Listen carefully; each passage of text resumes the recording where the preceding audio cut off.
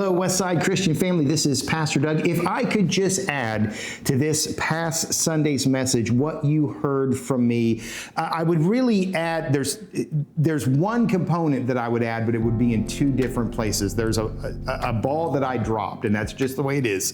There was something that was supposed to be there in the beginning that I dropped, and I wanted to come back to it at the end, but I didn't really have time for it, so I kind of mentioned it, but kind of didn't. And that is the fact that our beliefs are not just beliefs. So if you look at that text, what you have heard from me, guard the good deposit that was entrusted to you, those two parallel phrases, they are referring to our beliefs, our doctrines, our teachings, our instructions, our tenets, our theologies, whatever, this body of truth that Jesus has passed on to us from the Father through the Spirit.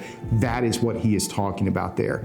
And those truths are, many of them, all important. There are, as he says in 1 Corinthians 15, the resurrection is of first importance. So we know that there are some that are more important than others, but the existence of God, the goodness of God, the deity of Jesus Christ, the family of the church, the inspiration of the scriptures. These are all very, very important things, but they are not meant to merely be things we believe, which I think for almost all of Western Christianity, that's kind of been what it is. These are our truths. These are our doctrines. These are our beliefs. What we fail to understand is that those beliefs, important as they are the foundation for something else, which is our behavior. And that's what God really wants to get us to. He's very clear. Romans 12, dozens of other scriptures. I don't merely want you to be informed. I don't merely want you to be reformed. Certainly don't want you to be conformed to the ways of this world. I want you to be transformed. That's the Acts 5, the angel saying, this new life. Tell the people about this new life. Those doctrines are important, not just because they're true, but because they drive this new life. And I did manage to work that into the sermon when I said, I interact with my wife every day, I interact with my daughter every day, I interact with church people almost every day, I interact with neighbors, I interact with strangers. All of those interactions are driven by these beliefs. I treat people the way I treat them. I try to be good to everyone.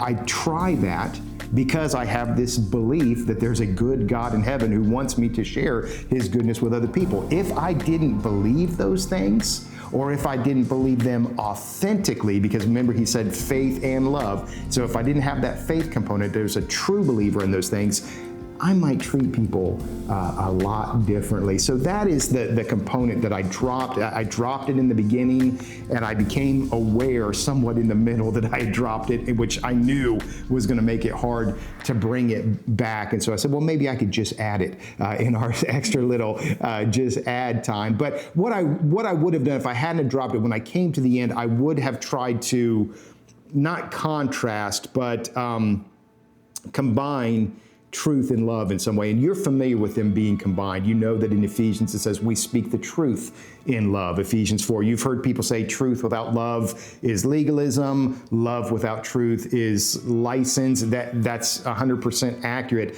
But again, go back to what I'm saying about how our behavior is fueled or driven by our beliefs. You can see that on the one side that I mentioned. I talk about the guy being the southbound end of a northbound mule, which is a different way of saying he's a jackwagon, right?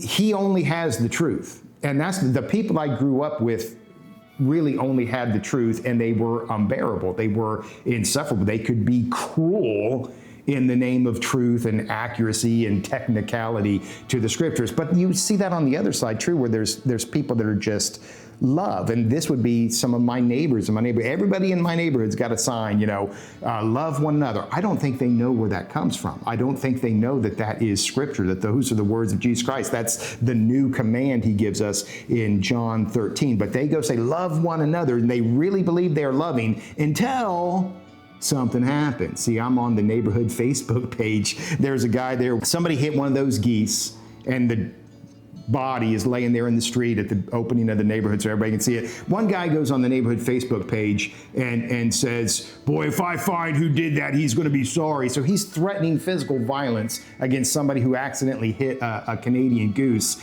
And I read that post and I thought, I bet you have a love one another sign in your yard, don't you? You see, you can talk about love all you want, But if you aren't an authentic believer in the truth, you will never be able to live love. So I would have liked to bring those two things together. The reason Paul says, keep what you've heard from me as the pattern of sound teaching along with faith and love, because if you're not authentic about it and you're not concerned about the people as much as you're concerned about the content, none of these things are going to work together. It's once again the bicep and the tricep, truth, faith, and love. They work together to be fully functional. It's a beautiful idea.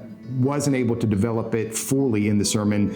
Really didn't get to develop it at all because I kind of let the ball drop there. Thanks for giving me the time to pass it along to you today. Hope to see you again very, very soon.